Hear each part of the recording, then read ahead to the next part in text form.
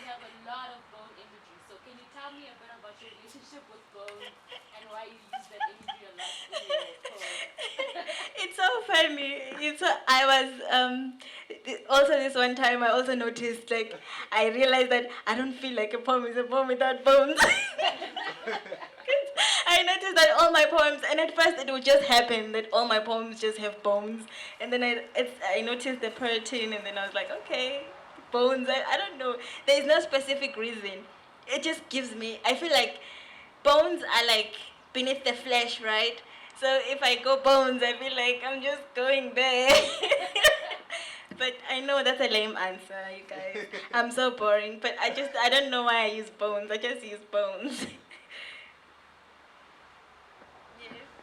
Like, honestly, what I admire about your work is that you take us to where you are. Or going back to what Mamiki was saying, is that you take us to a place where when you started the poem. So what do you think has people what do you think makes people get into your moments? Like, is it because of the way you slam? Is it because of what you've been through? Or do you capture moments? Like, what is the writing process? For me. Yeah, for you. Um, well, I draw most of my poems from personal experiences, and then it's just usually about my experiences, or maybe somebody else's experience that has touched me dearly. So it just so happens that when I do these poems, then people relate, because I feel like people relate to real emotion. When you feel something and it's genuine and it's organic from the heart, people will relate to that, because it goes back to what Maya Angelou once said, that we are more alike than we are different. Much as we're all different in the walks of life, we share these experiences. Yeah, we share these experiences. We're more alike. We share experiences and stuff. So I think people relate to what they've been through in my poetry.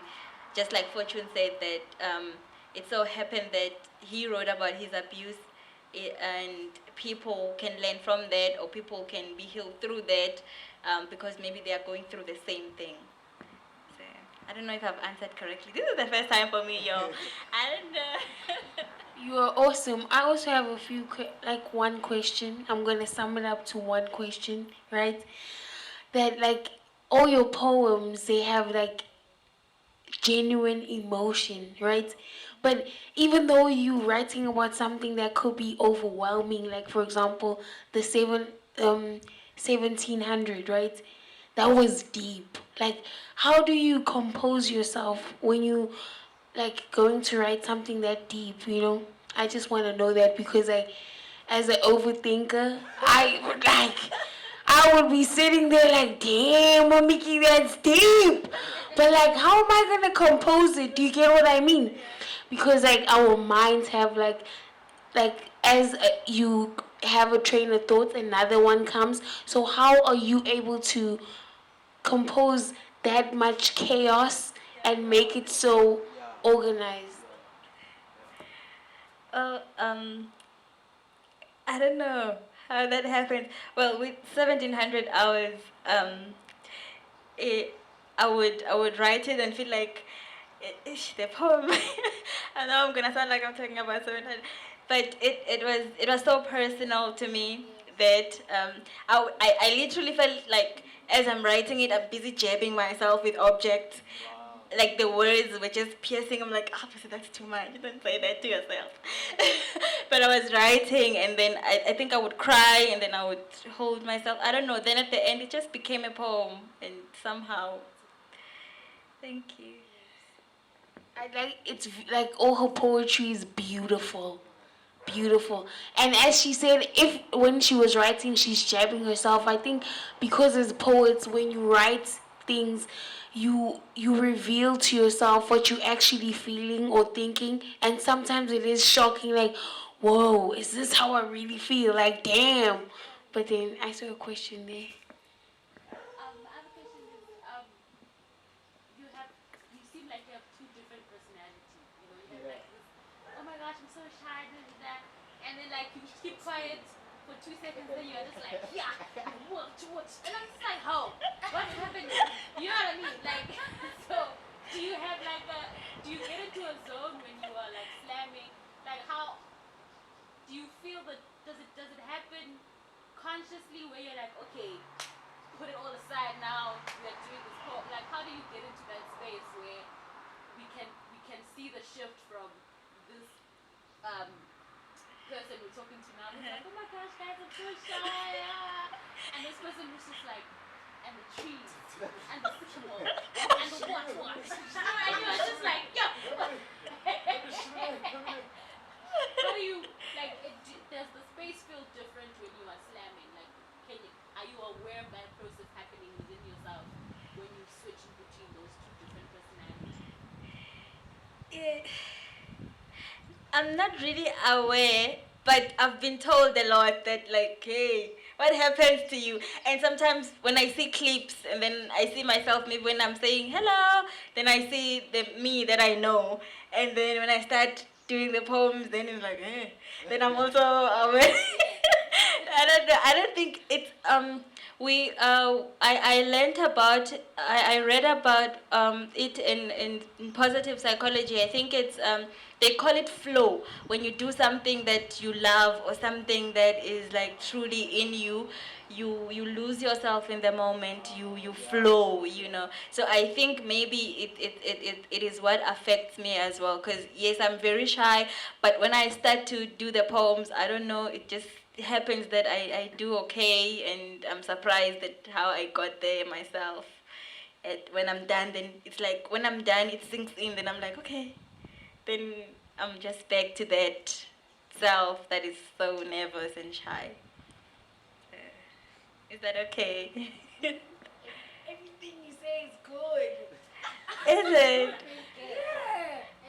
My question is, what inspired 1700 hours? Your way. And are you a feminist? Listen.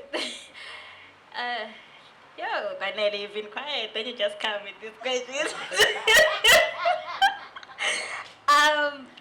1700 hours was inspired.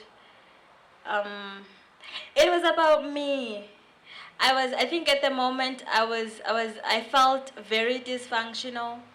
I felt, I was out of place with myself. I was, I don't know. I was lost. Is that even a way to say? I was lost, and then I felt like poems were keeping me sane. Hence the line, you write poems, write them till sanity finds way into you. You know, poems are the only bridge between you and suicide. Because I felt like they were keeping me sane. Like writing was like the only thing keeping me. I was like going through the most, and it was hectic. It was really hectic. And then the second question was, am I a feminist? That's a very difficult question. I've grown to a place where I don't like to label myself as such and such, because then I feel like I get the pressure to live up to certain things and certain standards of what society considers to be what. Because now I feel like there's a lot of distorted conceptions of what feminism is, and then so I don't like to, but I believe in women. I believe in equality. I believe in women standing up for themselves. I believe in a changed society. I do believe in that, but I wouldn't label myself a feminist. I would just say I'm all for women. I'm all for equality. So, yes. I really want to say that you're beautiful as fuck. Thank you. And like, Question. wait. Professional spaceman. That's what I'm getting to. Like, even when I see your pictures on Facebook or on Instagram or whatever, like, I love your outfits. Like, you breaking barriers, bro. I've never seen that in my life. So I want to know, like, what inspires your outfits? Like, who do you like look up to in the fashion world, or is it your grandmother in the fashion world? She's killing the game. We don't know. So I just want to find out that dynamic. Thank you, Lindsay. Thank you so much. I didn't realize. Well, with my, I think I love art and I love to be artistic. I cook as well. I make nice food, and even with my food, I make nice presentations. I mean, just artistic, chop things, make things look nice. So even with my clothes, I've always loved playing in my mother's. I've always loved playing in my mother's closet and playing around her outfits, and so that's where I get a lot of my ideas from my mother's closet. My mother's closet plays a big role. This is belongs to my mom. This thing, I get a lot of inspiration there, and my mother makes clothes as well. So sometimes we team up. She'd make a skirt, and I'm like, I can make a top from this. Then I can just make a top. Then it just comes out somehow. I think okay, and I like to look a bit different sometimes. So I just like try something, and if it works, and I go. And thank you so much.